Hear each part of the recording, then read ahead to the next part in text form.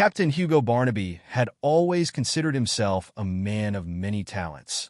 Stellar navigator, daring adventurer, expert in zero-gravity karaoke. But as he stood before the intergalactic court of the alien queen, surrounded by her glowing, gelatinous subjects, he was starting to think diplomacy wasn't one of them. The queen of Zorbulan Prime, a towering figure draped in shimmering, shifting light, lounged on her throne like a celestial goddess of gelatin desserts. Her name, unpronounceable in human tongues, was said to translate roughly as Squooshla-Gloriana the Celestial Jiggle. Her tentacle-like fingers idly caressed a crystal orb as she peered at Captain Barnaby with eyes that seemed to change color with every blink. Human, she purred in a voice that reverberated through the chamber like the thrum of an overworked spaceship engine. You stand accused of trespassing in my domain, interfering with local planetary customs. And here, her gaze flickered with amusement, attempting to woo one of my royal consorts. Captain Barnaby, wearing the same uniform he had been in for 3 days since his shuttle had crash-landed on this forsaken planet, shifted on his feet. I wouldn't call it wooing, Your Majesty. More like cultural exchange. The Queen raised a gelatinous eyebrow, if that was indeed what it was. Cultural exchange? Is that what you humans call stumbling into an alien tavern, challenging the locals to a drinking contest, and serenading my most prized concubine with? What was the name of that song again? Barnaby cleared his throat, his face flushing beneath the harsh green glow of the court's lights. That would be Love in a Black Hole, by the Starship Serenaders, ma'am. It's a classic, classic indeed, came a voice from the shadows, deep and dripping with sarcasm. From behind the Queen's throne, a figure stepped forward, an alien noble dressed in the finest silken robes, his skin glistening like a freshly polished moon. This was Count Slorbtongue, the Queen's chief advisor and master of snark. His many eyes glinted with mischief as he spoke. Your Majesty, this human is clearly unfit to stand trial. His crimes are not of diplomacy, but of taste. The Queen giggled, a sound like 1,000 squeaky toys being squeezed at once. True, Slorbtongue. Very true. Her eyes narrowed, but with playful amusement. But this human intrigues me. Most visitors to our world flee in terror upon seeing my court. Few would dare attempt a mating ritual with one of my consorts. Barnaby gulped. Mating ritual? That wasn't. I thought she was in a karaoke. The Queen laughed, her entire body rippling like an ocean of jello. Ah, human, you are as bold as you are clueless. But boldness, I admire that. She leaned forward, her shimmering tentacles reaching out, just barely brushing his shoulder. Barnaby could feel the slight, gelatinous warmth and tried very hard not to flinch. What is it you seek, human? She asked, her voice suddenly softer, though no less echoey.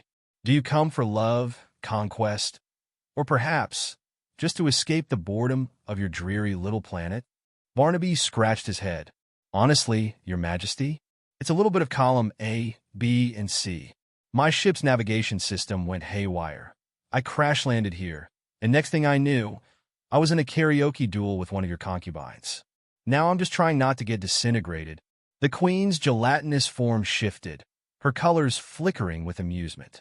Disintegration is so last millennia, darling. No, we have much more entertaining ways of dealing with trespassers now. She snapped her tentacles, and 2 large, burly alien guards, each resembling an 8-foot-tall heap of sentient mashed potatoes, stepped forward. Barnaby tensed. What are they going to do to me? The Queen smiled, her eyes twinkling mischievously. Oh, nothing too severe. They're just here to ensure you make it through. The trial of love.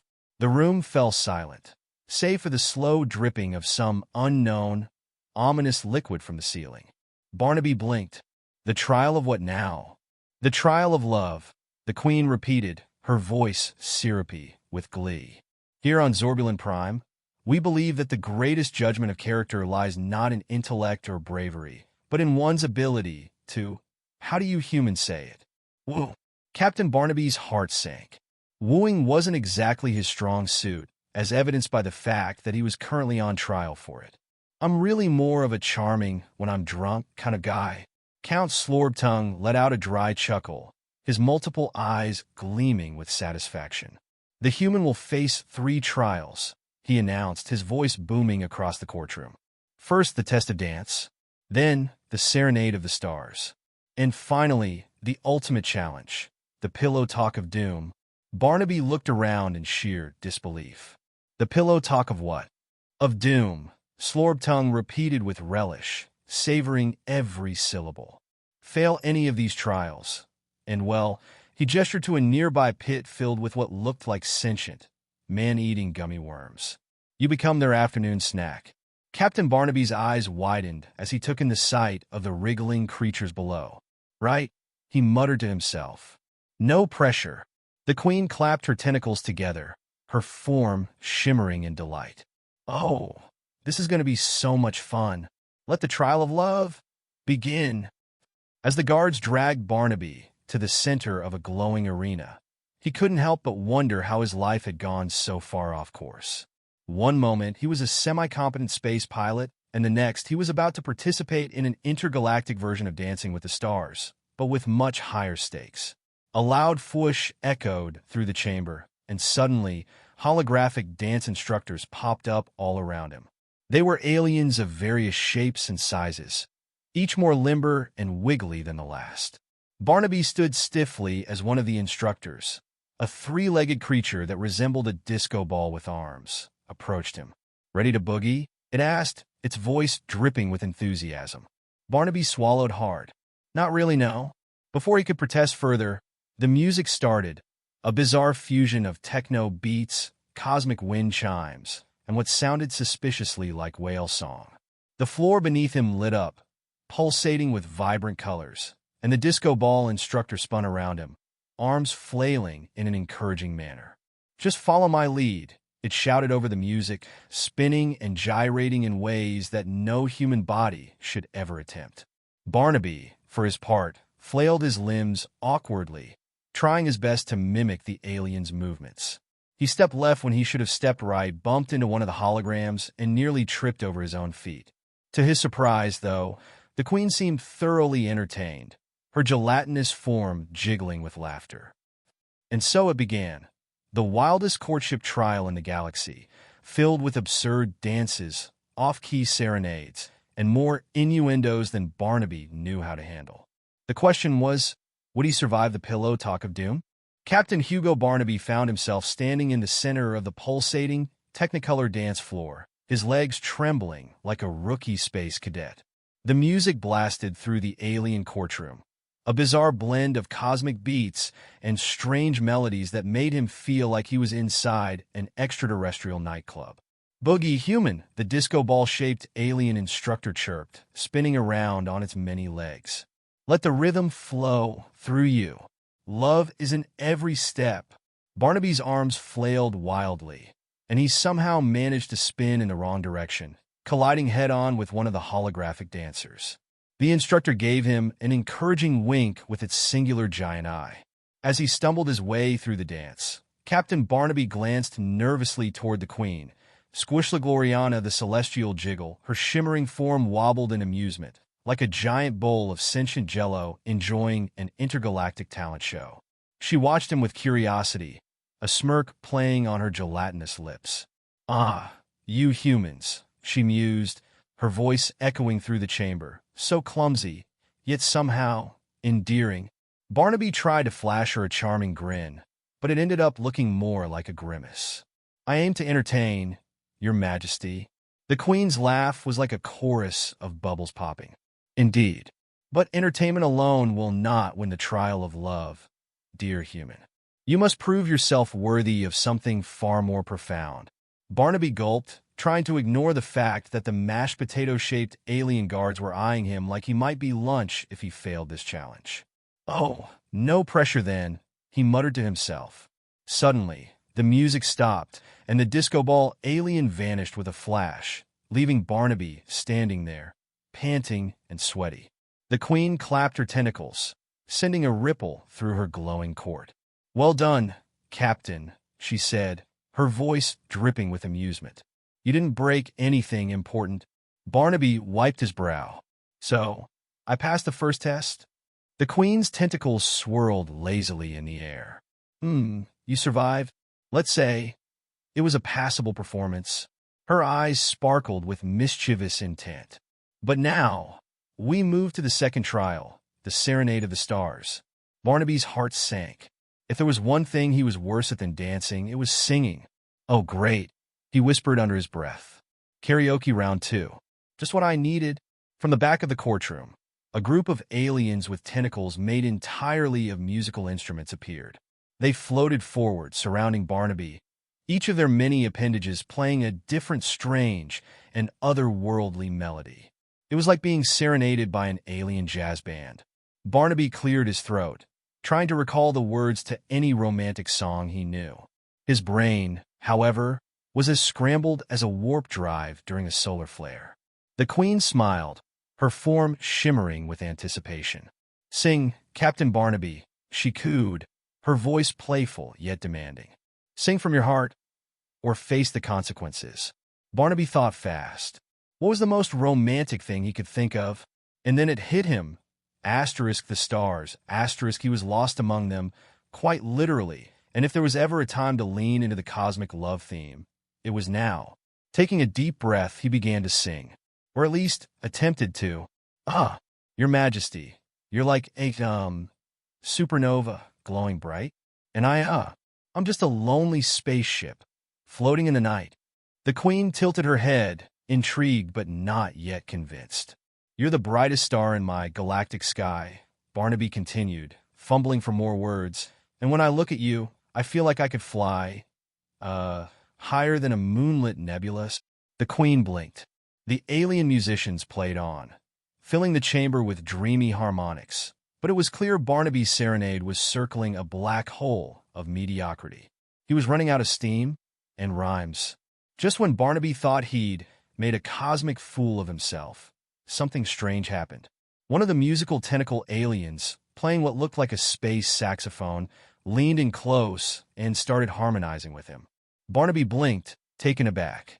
The alien's tune was smooth and sultry, and suddenly his off-key ramblings started to sound, almost romantic.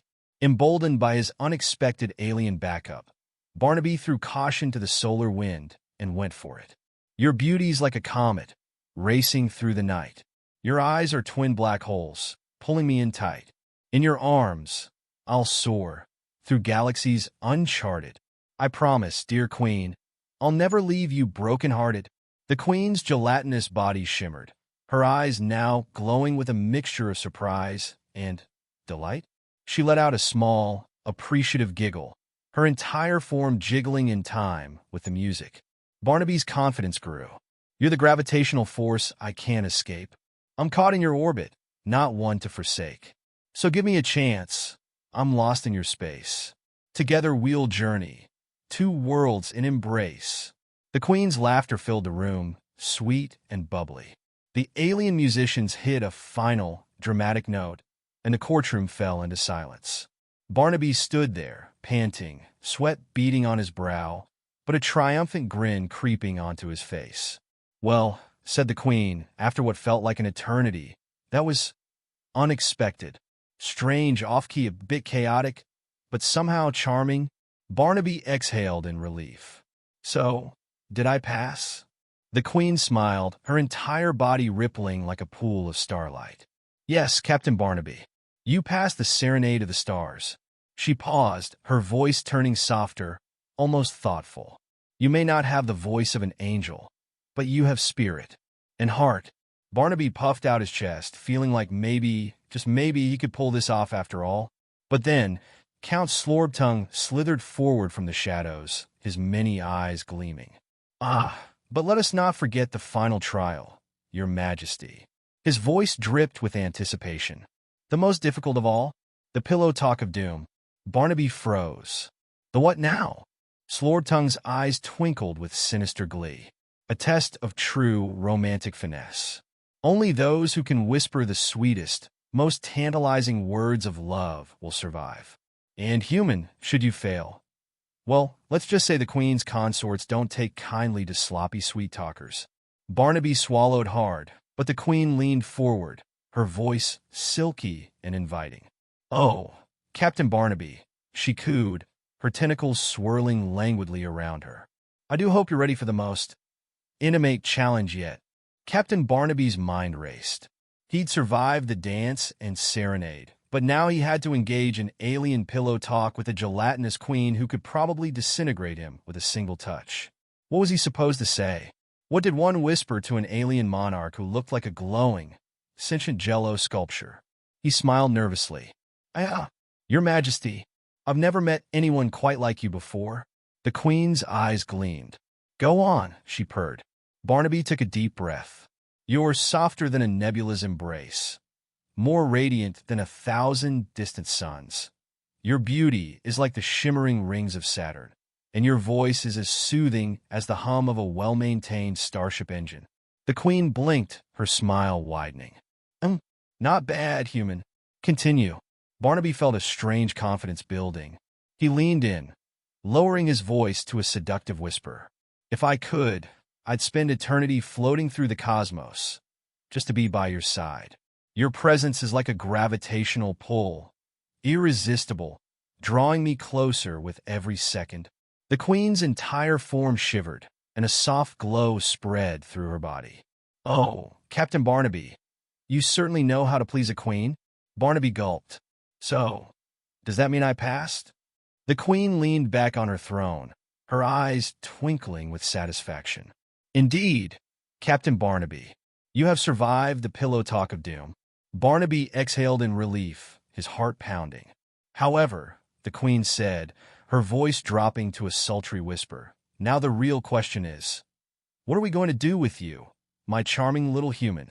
Captain Hugo Barnaby stood frozen in the courtroom of Zorbulan Prime, his heart pounding louder than the engines of his crash-landed ship. The alien queen, Squooshla-Gloriana the Celestial Jiggle, shimmered before him, her luminous body rippling in shades of pink and gold, her tentacles curling with intrigue. He had survived the trial of love. Somehow, through absurd dances, off-key serenades, and alien pillow talk, he charmed the most feared and adored monarch in the galaxy. But now, the way the queen's glittering eyes locked onto him made his pulse quicken for an entirely different reason. It wasn't fear. Well, not just fear, but something deeper, something far more dangerous. "You've surprised me, Captain Barnaby," the queen purred, her voice like 1,000 distant stars flickering in sync. "Few mortals have dared to engage with me so intimately. Fewer still have lived to speak of it." She leaned forward, her glowing form casting a warm light across his face. "And yet, you've not only survived, but you've captured something of my curiosity." Barnaby swallowed hard, standing straighter. "Your Majesty, it was never my intention to trespass or offend. The queen raised a glowing tentacle, silencing him with a soft motion. "Captain, I know you came here by accident." Her voice dropped to a low, velvety whisper. "But now that you've arrived, I find myself reluctant to let you go." Barnaby's eyes widened, his mind racing. He had danced, sung, and spoken sweet nothings to an alien queen, far outside the comfort zone of any space captain. But now, he realized something unexpected. Somewhere between the challenges, the absurdity, and the tension, he had started to feel drawn to her. "Your Majesty," he said, his voice softening, "I've traveled across galaxies, seen stars explode and planets wither, but I've never met anyone like you." He stepped closer, his breath steady despite the whirlwind of emotions swirling inside him. "You're magnificent. I've never felt this kind of pull toward anyone before." The queen's entire form glimmered, her shimmering body flickering with delight at his words. "Oh, Captain Barnaby," she whispered, her voice now a soft caress. "You found yourself lost in the gravity of something far greater than you can comprehend." Barnaby chuckled lightly, a smile tugging at the corners of his mouth. "It's not a bad place to be lost." The queen floated gracefully down from her throne, her tentacles reaching out, just brushing his arms, sending a shiver down his spine. "Most humans tremble before me," she said, her voice carrying a hint of wonder. "But you seem unafraid. Tell me, Captain, what is it that you desire?" Barnaby looked deep into her ever-changing eyes, seeing not just a powerful ruler, but someone lonely, perhaps. Someone searching for more in the vastness of space. And in that moment, he felt a connection, a cosmic alignment of sorts, as if they were both orbiting the same invisible force. I desire, Barnaby said slowly, stepping even closer, to stay. If you'll have me. The queen blinked, her luminous body stilling for a moment, as though she hadn't expected his response. Her tentacles curled around him gently, pulling him into a soft, glowing embrace. Stay, she echoed, her voice soft and curious. You would remain here, with me, knowing what I am? Barnaby smiled, his heart racing, but his decision clear. You are incredible, Your Majesty, unlike anything I've ever encountered. You rule a galaxy, command entire worlds, and yet there's something between us. I can feel it. I don't want to just go back to the stars alone, when there's something more, right here. The queen's entire form shimmered, her colors deepening to a rich, radiant violet. Her eyes softened, and for the first time, she seemed vulnerable. You're a strange human, Captain Barnaby, but perhaps that's what I need. Slowly, she leaned in, her glowing, gelatinous form wrapping around him, warm and soft. Barnaby found himself enveloped in a cosmic embrace unlike anything he'd ever felt. It was as if the stars themselves had wrapped him in their light, and for the first time in his life, he felt utterly connected to the universe, to her. Their lips met, or what passed for lips on her gelatinous form. It was a kiss that transcended language, species, and galaxies. In that moment, it didn't matter that she was a shimmering, otherworldly queen and he was a scruffy space captain. They were two souls adrift in the vastness of space, finding each other in the most unexpected way. When they finally pulled apart, the queen's eyes gleamed with affection, and Barnaby felt as though he was floating, not just in zero gravity, but in something far deeper. Love, perhaps, or whatever passed for love between a human and a celestial being. Then stay, Captain Barnaby, the queen whispered, her voice full of warmth and light. Stay and rule the stars with me. We shall explore the galaxies together, my human companion, my equal. Barnaby smiled, his heart swelling with something that felt like destiny. I'd like that, Your Majesty. And so, Captain Hugo Barnaby, once lost in space, found something far more valuable than any starship, treasure, or adventure. He found love in the most unexpected place. Together, he and Queen Squooshla-Gloriana the Celestial Jiggle soared through the galaxies, partners in every sense of the word, ruling the stars and discovering new worlds hand in tentacle. It was a love that transcended time, space, and species, a love story between two worlds, forever written in the constellations.